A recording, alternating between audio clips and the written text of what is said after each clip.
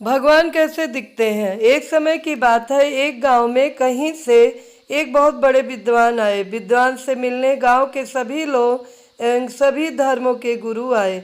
उनके समक्ष सभी धर्म गुरुओं ने अपने अपने धर्म के अनुसार ईश्वर के स्वरूप का बखान किया और बतलाया कि ईश्वर वैसा ही होता है जैसा उनके धर्म में कहा गया है।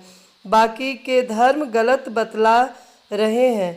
तभी अतिथि विद्वान ने सभी को एक साथ बुलाया और उनसे कहा कि मैं आपको एक कहानी सुनाता हूँ। उस कहानी को सुनकर आप समझ जाएंगे कि ईश्वर कैसा दिखाई देता है। उनके द्वारा सुनाई गई कहानी इस प्रकार है। एक गांव में बहुत सारे अंधे व्यक्ति रहते थे। उन्होंने कभी भी हाथी को नहीं देखा था। एक बार एक महावत गांव में अपने साथ एक हाथी लेकर आया।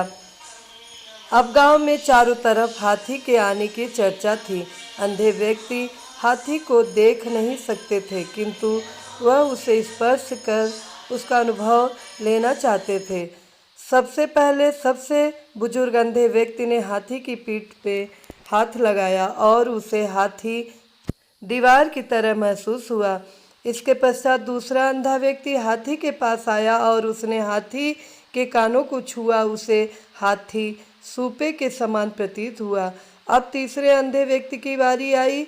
उसने हाथी के सिर को छुआ तो उसके हाथ में हाथी की सूंड आई, जो उसे कोमल पेड़ के तने के समान प्रतीत हुई।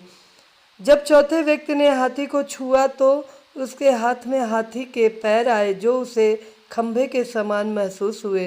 पांचवें व्यक्ति के हाथ में हाथी की पूंछ आई, जो उसे किसी मोटी रस्सी के समान प्रतीत हुई।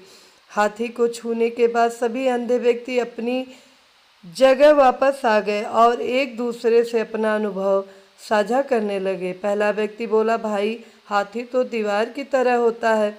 उसकी बात सुनकर दूसरा व्यक्ति कहता है, नहीं नहीं, हाथी तो सूपे की तरह होता है। तीसरा व्यक्ति बोला, हाथी ना तो दीवार की तरह होता है ना ही सूपे की तरह, हाथी तो कोमल पेड़ के तने के समान होता है।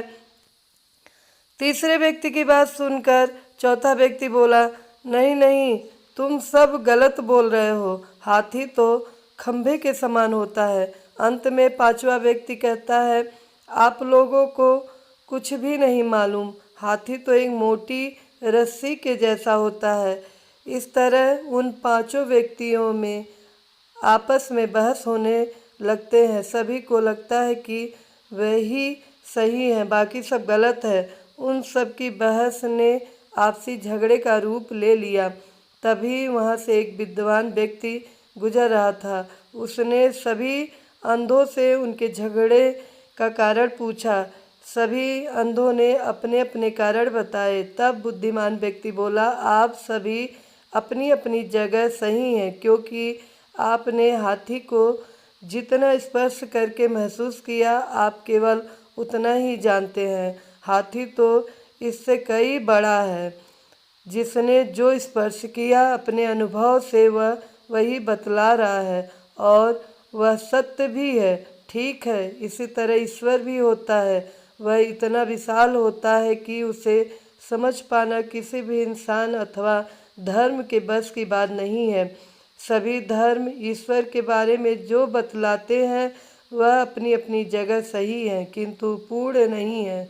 ईश्वर को जिसने जितना समझा है वह उसके बारे में सिर्फ उतनी ही बातें बतला पाता है और सोचता है कि मैं अथवा मेरा धर्म ही सही है, बाकी सभी धर्म गलत हैं, जबकि वास्तव में सभी धर्म अपने स्थान पर सही हैं।